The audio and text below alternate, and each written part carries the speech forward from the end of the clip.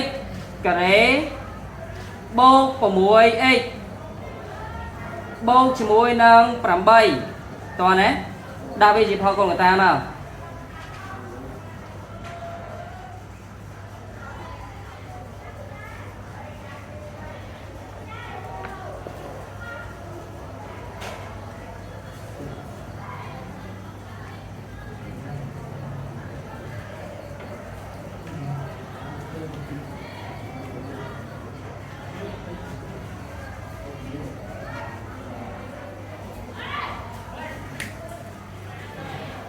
ហើយឆ្លើយបាន x បូក4កតា x បូក2ត្រឹមត្រូវហើយ 2x ការ៉េដក 5x តោះណាបូកដល់ 5x បូក 3 តោះដាក់វាជាផលកូនកតាមក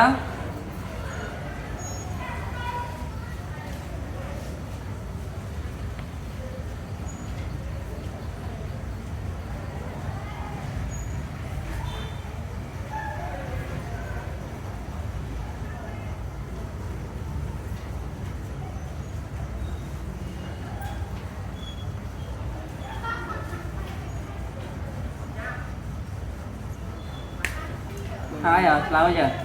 ដក 1 កតា 2x ដក 3 x ដក 1 កតា 2x ដក 3 ហ៎ចឹងហ៎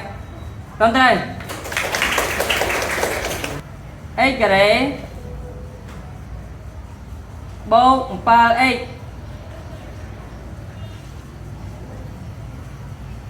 x ការ៉េបូក 7x ចាំតិចបូកជាមួយនឹង 12 តើដាក់វាជាផលកូនកតា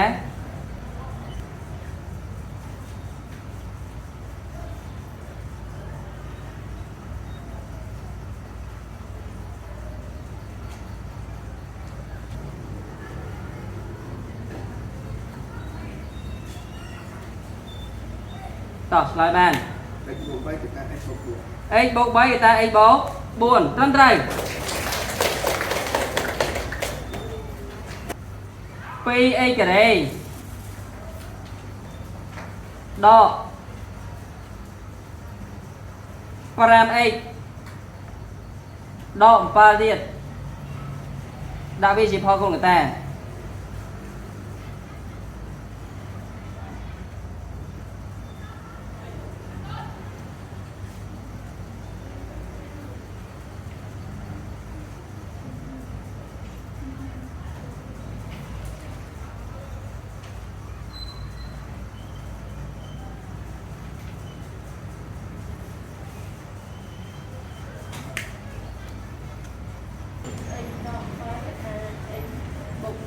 2x ដក 7 កតា x បូក 1 អញ្ចឹងហ៎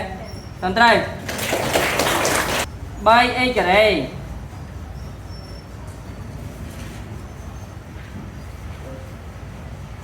ដក 27 ប៉ុណ្ណាដាក់វាជាផលកូនកតា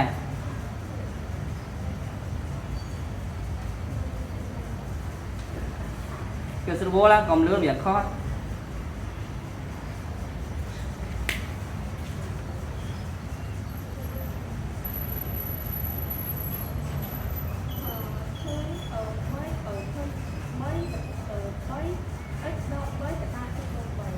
ឃើញ 3 កតា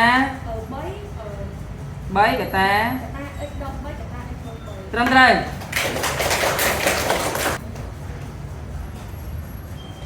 x ការ៉េដក x ការ៉េដក 4 មកប៉ុណ្ណឹងដាក់វាជាផលកូនកតា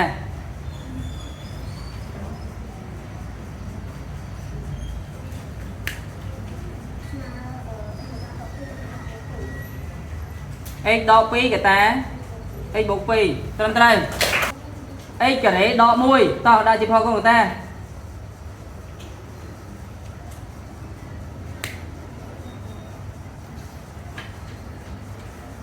ស្មើនឹង x ដក 1 កតា x បូក 1 ត្រឹមត្រូវ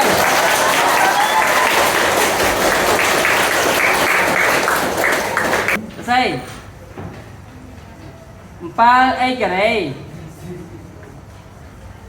ដក 28 ដាក់វាជាផលកូនកតា